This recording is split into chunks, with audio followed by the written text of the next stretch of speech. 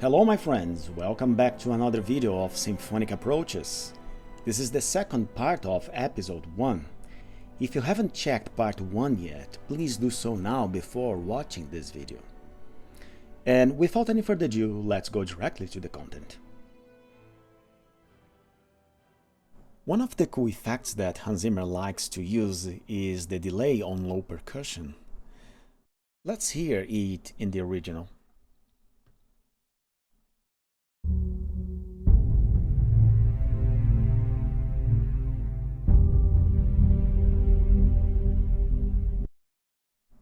In its simplest form, the delay consists of a sound that is repeated at a lower volume after the initial attack. And we can have a similar effect on an acoustic instrument by working on the dynamics of the instrument. Here in the score, I have put it in this way. 4 notes. Keep in mind the effect that we have, which is tum tum tum tum. So, the initial attack has a little bit of accentuation plus a decrescendo here. Hard mallets. You can use soft mallets, but I decided to use hard mallets to get a punchier sound. And I specified that I wanted a delay effect. So these things are enough for a professional player to understand your meaning. Sim, which is similar, goes throughout like this. Alright? The bass drum sounds like this.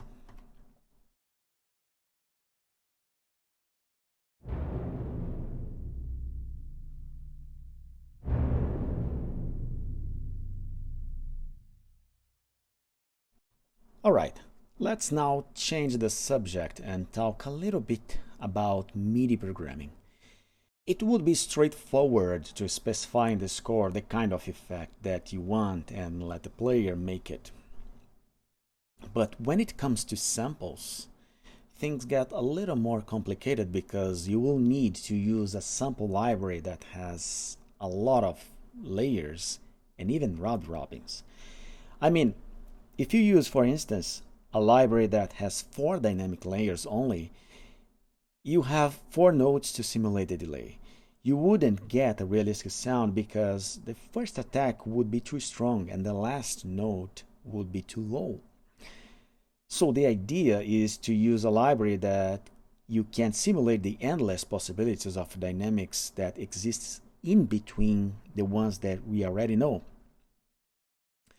Let's say, for example, in between a double F and an F, there's a lot of dynamics that are not either of them. They are the middle ground, and few libraries have enough layers where you can simulate them. The one that I used is Perk by Performance Samples. As far as I can remember, it has, I guess, 15 layers, which is enough to get the delay effect out of samples. Let's hear it again.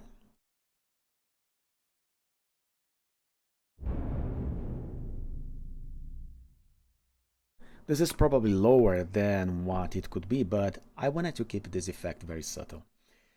Now, let's see the velocities. And as you can see, the first note, which is the accent, is the highest peak, and then it goes down gradually. Just make sure that every different velocity triggers a different sample. Or I mean, not only a different sample, but a different dynamic in the sample. Over here, it goes a little bit up.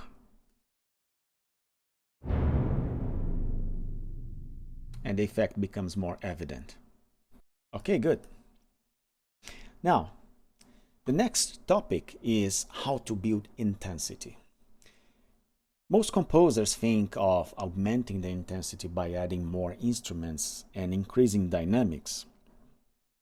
It's a good starting point, but if you want to make the best orchestral arrangement possible, there are some other aspects that you have to consider.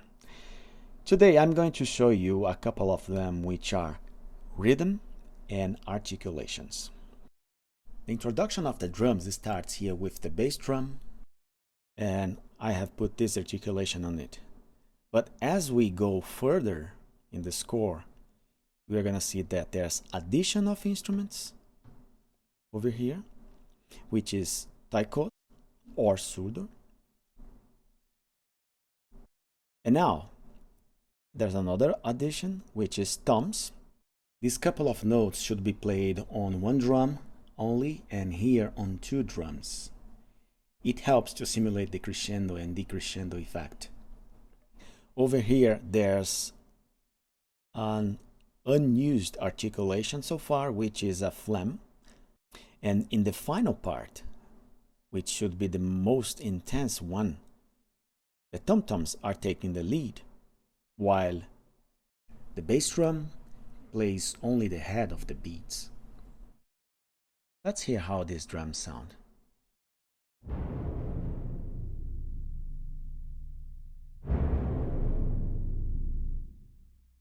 Going further, there's an addition of taiko plus timpani.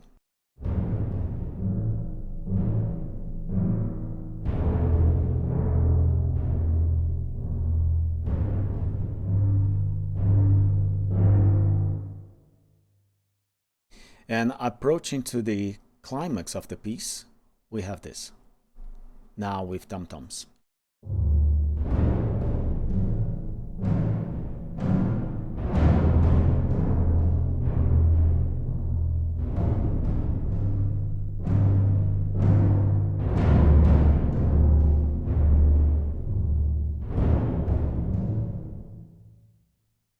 And here comes the climax.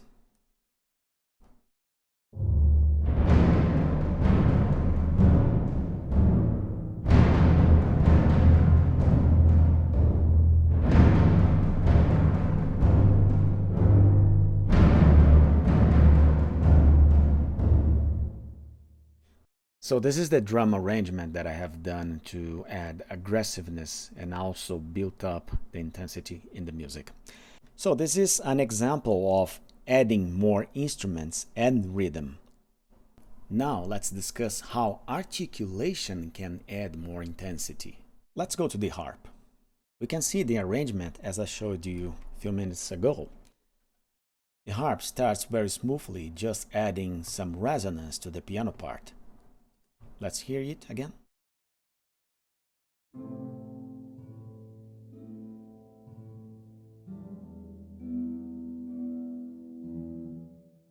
Okay, everything around here is plucked, and as you can see in the grid, there's intensification of rhythm. Here there's a arpeggio. There's a arpeggio for each chord. Everything is plucked. But towards the end, there's one interesting thing. The harp is a soft instrument that is usually covered by brass on these big tutis. But on measure 50, I added a new articulation on the harp that is this fast, small glissandos. I spent some time thinking about what the harp could make here to contribute to the big tutti. Plucking the harp would add nothing at all. Just the brass by itself would totally cover the harp notes. Adding long sweeping glissandos would provide a lot of resonance, but it would divert us from the composer's original idea. Then I decided to write these short strokes that add a punch to the head of each beat. It provides a lot of aggressiveness to the attack. Let's play the harp.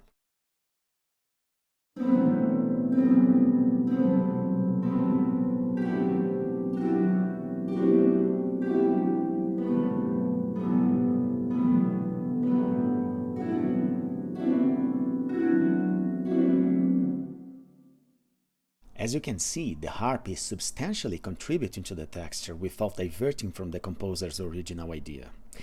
And the trick is to change articulation and not dynamic only. Another aspect is the range where it's playing. If you put the harp too high, it will dominate the upper register and you would get an undesirable magical effect. On the other hand, if you put it too low, you would get a muddy effect. The range then plays an important role here. I am sure you agree that this kind of teaching is enlightening and rare to find elsewhere. Let's listen to the harp with the rest of the orchestra. Can you hear it?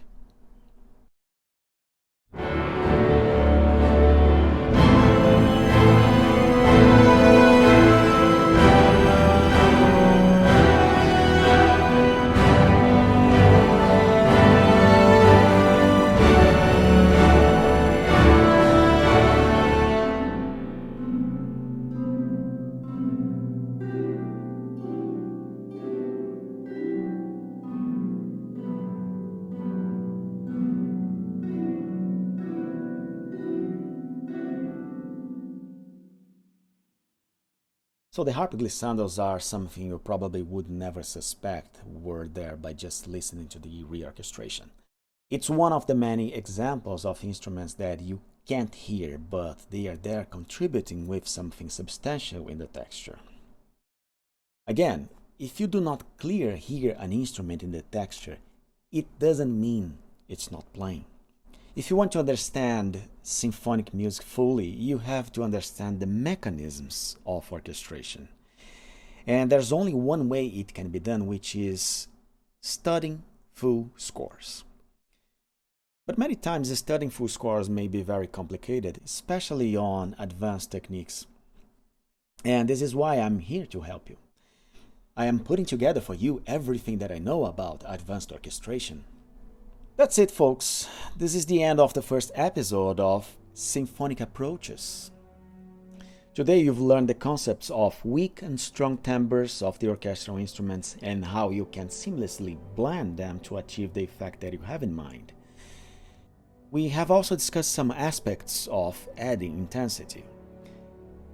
I must point out that what I teach in my free tutorials and courses are not specific techniques. They are instead principles that you can apply in endless other possibilities. In the second episode, we are going to learn how to place the woodwind instruments in epic music. And again, we are going to use the Inception theme to exemplify the teaching. Make sure to properly follow the Symphonic Approaches playlist, and I am sure you will elevate your orchestration knowledge to the next level. I hope you liked it. If so, like the video and subscribe to the channel. Also, feel free to make comments down below. See you in the next chapter. Bye!